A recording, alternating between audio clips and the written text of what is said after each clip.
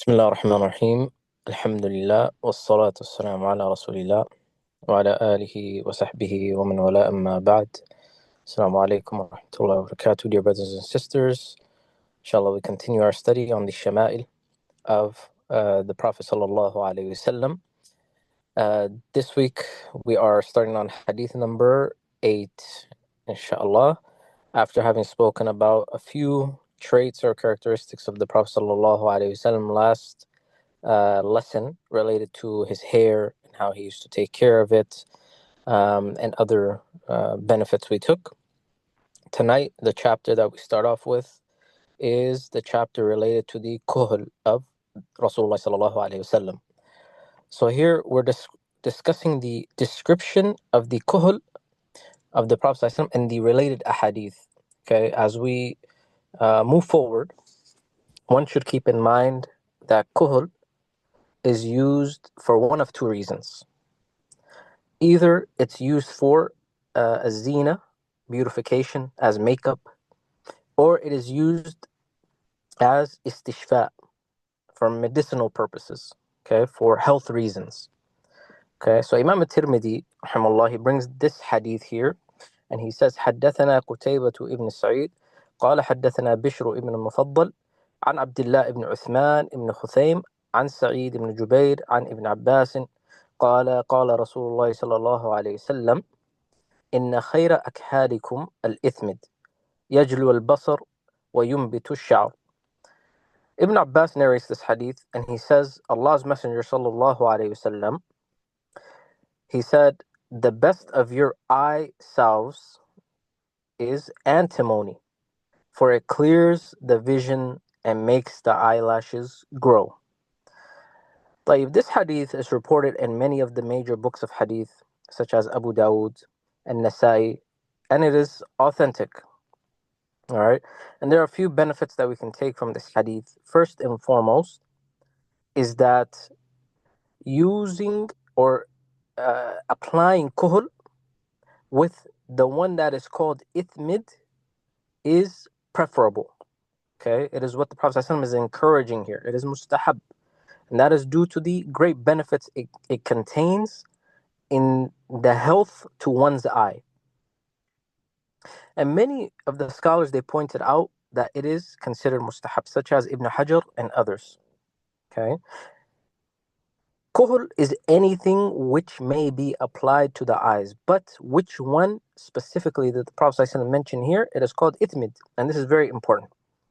Why? Because nowadays people will go to stores, they will go to shops and buy cheap eyeliner, and it can turn out that it is filled with lead, for example, which can lead to poisoning, whereas ithmid is natural and safe. Okay, this is the one that a person should be looking for. And in other ahadith, we are given more specific information on how to use it properly. Okay, for example, in the hadith of Jabir ibn Abdullah radiallahu anhu, the Prophet sallallahu alayhi wasallam, he said, "Alaykum bil ithmid inda an-nawm." He says, sallallahu alayhi wasallam, apply the ithmid before going to sleep. And in another hadith, the hadith of Ibn Abbas radiallahu anhu, he says that Allah's Messenger sallallahu alayhi wasallam used to apply to the edges of his eyelids antimony before going to sleep 3 times in each eye. Okay, so far what do we learn? Number one, we learn that it is to be used at night. You don't go outside into the streets wearing it.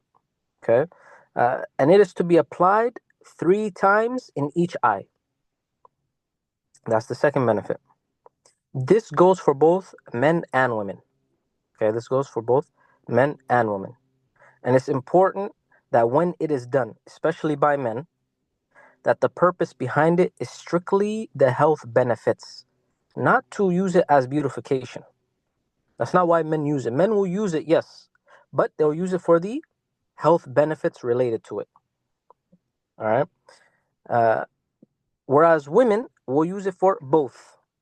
Women will use it for both, for the health benefits as well as beautification, although we mentioned she needs to use that in its correct context and place and time. A woman shouldn't beautify herself and then go out. All right. طيب, we'll go to the next hadith, hadith number 9. Bab related to the libas of Rasulullah sallallahu alaihi wasallam. This is what we're looking at here, the dressing of the Prophet sallallahu alaihi wasallam. All right. So here we're looking at the description of the clothing that the Prophet sallallahu alaihi wasallam used to wear and what's related to the adab and rulings of clothing. Some of the ulama, some of the scholars of Islam, they have informed us or they have taught us that the rulings of clothing will fall under one of 5 different categories. Okay? When we're talking about clothing, it could fall under 5 different categories. Either clothing will be wajib. Okay? For example, what's the type of clothing that's wajib? Meaning enough clothing or the minimum clothing which covers your awrah. That much is wajib on a person. All right? Or clothing will be considered mustahab, recommended. For example, having nice clothing on special days like Eid. To wear nice clothing, new clothing on Eid, that's mustahab. It's very highly recommended. Okay? Or it will fall under another category, the category of haram. For example, for men, they cannot wear silk. That would be considered haram, even though it's clothing. Okay? Or it may be considered makruh, disliked, such as a person walking around with torn clothing. Okay? Clothing that is worn out, even though they can afford something decent. That would be disliked. Or it will be mubah, permissible. And that is everything else that doesn't fall under these previous 4 categories. All right? So clothing will be one of these 5, or will take one of these 5 rulings. Here Imam al-Tirmidhi brings the hadith and he says, حدثنا محمد ابن حميد الرازي قال حدثنا الفضل ابن موسى وأبو التميلة وزيد ابن حباب عن عبد المؤمن ابن خالد عن عبد الله ابن بريدة عن أم سلمة قالت كان أحب الثياب إلى رسول الله صلى الله عليه وسلم القميص. This hadith is being reported by al-Mu'mineen, Salama. She says that the clothing, the apparel, dearest or loved to Allah's Messenger sallallahu alaihi wasallam was the qamis. Okay, this hadith is hasan. It is reliable and acceptable. And this is the first hadith we've come across so far of Salama radiallahu anha. She's the mother of the believers. Her actual name is Hind. Her actual name is Hind bint Abi Umayyah. And she's one of the wives of the Prophet sallallahu alaihi wasallam, and she's someone who became Muslim very early on in the life of the Prophet sallallahu alaihi wasallam, or in his during his prophethood. All right, and she was known for being a very intelligent woman, very sharp and wise amongst all the women around her. And she was from the fuqaha of the Sahaba, from the jurists and the specialists in fiqh amongst the companions. All right. As for this hadith, then what is meant by qamis? Here it says shirt. That's how it's translated. But really, what's meant by qamis is a long piece of clothing that covers a person. Okay, sort of like what we wear today when we say qamis. The sleeves came all the way down to the wrists. Okay, and when the scholars talked about the description of qamis, they also mentioned that it contains an entrance for the arms and for the head. Okay, that is what a qamis is. So it's similar to what we wear and call today as a qamis. And the reason why the Prophet ﷺ, he loved it so much is because it covers most of the body compared to other types of clothing.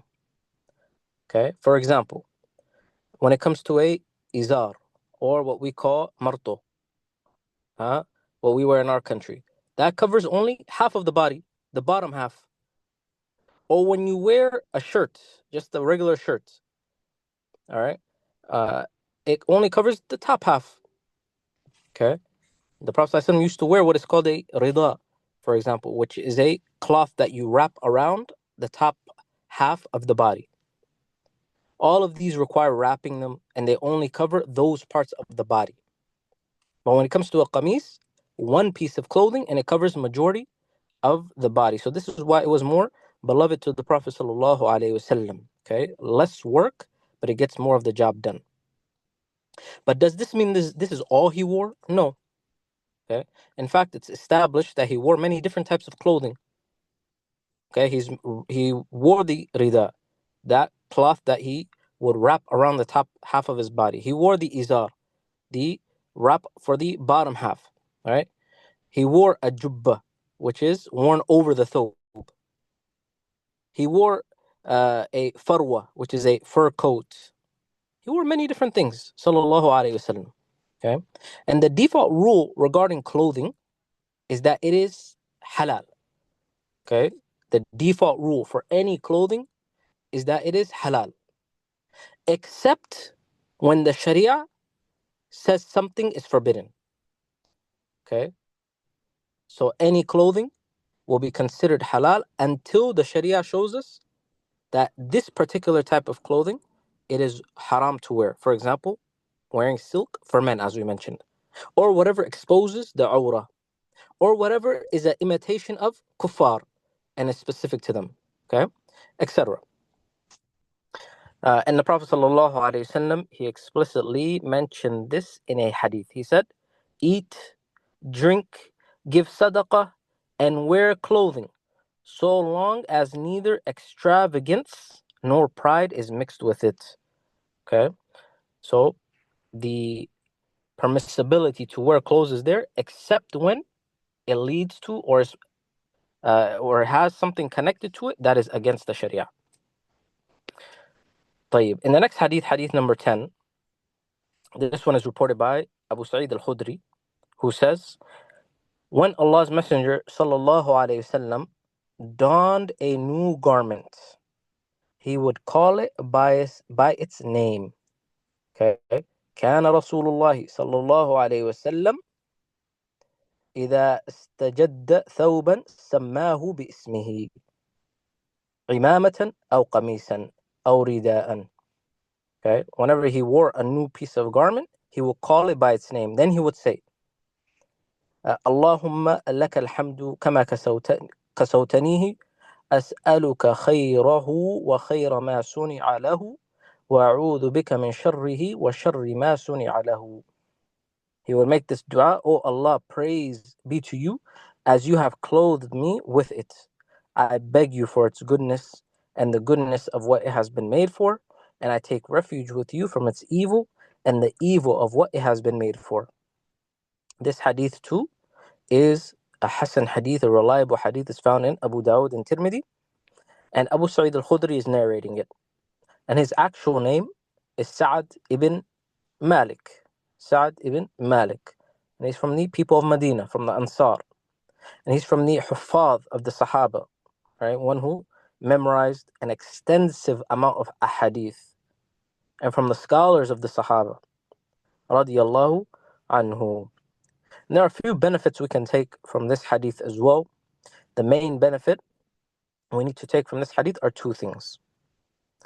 Number one, what does the hadith mean when he says that Allah's Messenger, whenever he would don a new garment, he would call it by its name? Sammahu bi ismihi. What does that mean? Okay. Some people, they misunderstood this hadith. They thought that what's meant by he would call it by its name is that he used to name his clothing. Like he used to give his shirt a name, or he used to give his rida a name, or he used to give his qamis a name, etc. This is incorrect. All right, this is the incorrect interpretation. What's meant and what's correct is that whenever the Prophet ﷺ would make this dua, he would enter the name of the type of clothing in the dua. For example, he would say, "Oh Allah, praise be to you, you have clothed me with this qamis, or you have clothed me with this imama, or you have clothed me with this rida," etc. So he would mention the name, the type of clothing it is in the dua, okay, explicitly. So he would name the type of garment it is he was about to put on in the dua itself. All right, so this is what's meant. Secondly, the obvious recommendation or encouragement that a Muslim should make this dua when Allah has blessed them with a new clothing. Okay, whatever that clothing may be. All right, so this is a benefit we can all take today. We should all go home and learn this dua. We should all go home and learn this dua so we can implement it, because we buy new clothes all the time. All right. طيب. And the next hadith, hadith number 11, Imam al-Tirmidhi, rahimahullah, he says, حدثنا محمود بن غيلان قال حدثنا عبد الرزاق قال حدثنا سفيان عن عون بن أبي جحيفة عن أبيه قال رأيت النبي صلى الله عليه وسلم وعليه حلة حمراء كأني أنظر إلى بريق ساقيه. Aun ibn Abi Juhayfa, he said that his father said, I saw the Prophet sallallahu alaihi wasallam wearing a red garb, as if I were looking at the shin of his legs. Sufyan said, one of the narrators said, I think it was a hibara, striped garment of Yemeni fabric. Okay. First, there's no doubt that this is an authentic hadith. We find it in both Bukhari and Muslim. Secondly, the narrator here is Abu Juhayfa. Okay, Aun ibn Abi Juhayfa, he's narrating from his father, who is Abu Juhayfa. And Abu Juhayfa, his actual name is Wahab ibn Abdullah. Wahab ibn Abdullah ibn Muslim. All right, and he's a companion of the Prophet sallallahu alaihi wasallam, although he was only a teenager when the Prophet sallallahu alaihi wasallam passed away. Okay. In this hadith, what do we find? We find that this hadith, it points to the fact that the Prophet sallallahu alaihi wasallam is wearing a red garment, indicating permissibility. Okay, indicating what? Permissibility. Even if it is pure red. And this is the madhab of Imam al-Shafi'i and many others. Okay, and it has been authentically reported in other ahadith similarly. For example, in the hadith which is found in Sahih al-Bukhari from Barra ibn Azib. Okay, Barra ibn Azib radiallahu anhu, he says, I saw him wearing a red hulla, and I did not see anything better than him. Talking about the Prophet sallallahu alaihi wasallam. All right. Of course, it's important to say that some of the scholars, they differed on this, such as Ibn al-Qayyim, rahimahullah ta'ala. He took the view that it is haram for a man to wear a clothing that is straight red. Okay. And he had his proof as well. His proof were other ahadith. Okay. For example, in Sahih Muslim, where the Prophet ﷺ, he forbid wearing clothing that is mu'asfar. That is mu'asfar, which is dyed with usfur, which is safflower, a reddish yellow color. Okay. And he said, Ibn al-Qayyim, about the hadith such as Abu Juhayfa's and Barra, is that what's meant is that he wore a garment which was mostly red, not fully red. Okay, this is what Ibn al-Qayyim, he says. It was mostly red, but it had black stripes on it. It wasn't completely red. Just like the narrator says in the hadith, Sufyan, he says, I think it was a striped garment of Yemeni fabric. All right, that is what Ibn al-Qayyim also says. Okay. That was his view. The reality is there's no specific or explicit proof to suggest that the Prophet ﷺ was wearing, in this hadith, a garment which had black stripes on it. Okay, there's nothing that tells us that, because Sufyan is not a Sahabi. He came a generation or two afterwards, so he wasn't there to witness it. Okay, the Sahaba radiallahu anhum, such as Abu Juhayfa and Barra ibn Azib, they reported what they saw. And what they reported was they saw him wearing red in multiple ahadith. They didn't mention any other color along with that red. None of them said it had black stripes. Okay. So what do we make out of the ahadith that Ibn al-Qayyim he uses, which show that the Prophet ﷺ, he forbid wearing clothing that were dyed or that were al-mu'asfar? We say that the prohibition, the reason or the thing that is haram to wear is a clothing that is dyed with usfur, with safflower. But if the clothing that you're wearing is red and it was not dyed with that, then it is permissible. Okay, the reason why the Prophet ﷺ, he forbids certain clothing is because of what it was dyed with. It's a particular plant. Safflower is a plant that has many uses. It's a spice. It gives off a pleasant flavor to food. It's also used as a dye for clothing. Okay, but it's also used as perfume for women. Okay, so it shouldn't be used by a man if the clothing is dyed with it. But if the clothing is red through another dye, then it is permissible. Okay, again with the caveat, with the understanding that many of the scholars they differed on this. So inshallah, use caution. All right. At the end of the day, the best color for clothing is no doubt white. Okay, and this is shown in many other ahadith. For example, the Prophet ﷺ, he said, wear white clothing because they are the purest and they are closest to modesty, and shroud your dead in it. وَكَفِّنُوا فِيهَا مَوْتَاكُمْ. Okay. طيب. In the next chapter related to the khuf, the leather socks of Rasulullah sallallahu alayhi wasallam. Hadith number 12. Here we discuss what has been reported regarding the leather socks of the Prophet sallallahu alayhi wasallam. It's a description, and of course the khuf is well known. I'm sure you all know what it is. It's the black leather sock. Okay. So here he says, حدثنا حناد بن الصري قال حدثنا وكيع عن دلهم ابن صالح عن حجير ابن عبد الله عن ابن بريدة عن أبيه أن النجاشي أهدى للنبي صلى الله عليه وسلم خفين أسودين ساذجين فلبسهما ثم توضأ ومسح عليهما.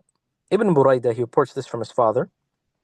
He says, the emperor Najashi of Ethiopia gave the Prophet sallallahu alaihi wasallam a pair of plain black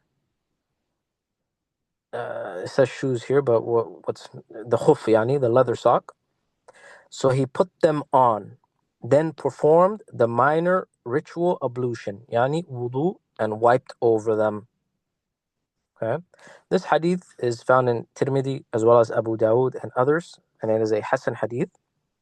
And this too is the first time we've come across the hadith of this companion, and he's Buraydah ibn al-Husayb radiallahu anhu, and he became Muslim before the battle of Badr. Okay, before the battle of Badr, even though he was not able to attend it. And the Prophet sallallahu alaihi wasallam would go on to place him in charge as the zakat collector over his tribe. All right. The first benefit we can take here is the term an-Najashi. Okay, an-Najashi is not the name of a person. There's a misunderstanding that many people have. An-Najashi is a title, okay, for the leader of Habasha during the time. For example, in Rome, they would call their leader Caesar. In Persia, they would call their leader Kisra. Here in the United States, we call the leader the president. In other countries, they may call a king, okay? But that doesn't mean that's their name, okay? Najashi is the title of the leader of Habasha at the time.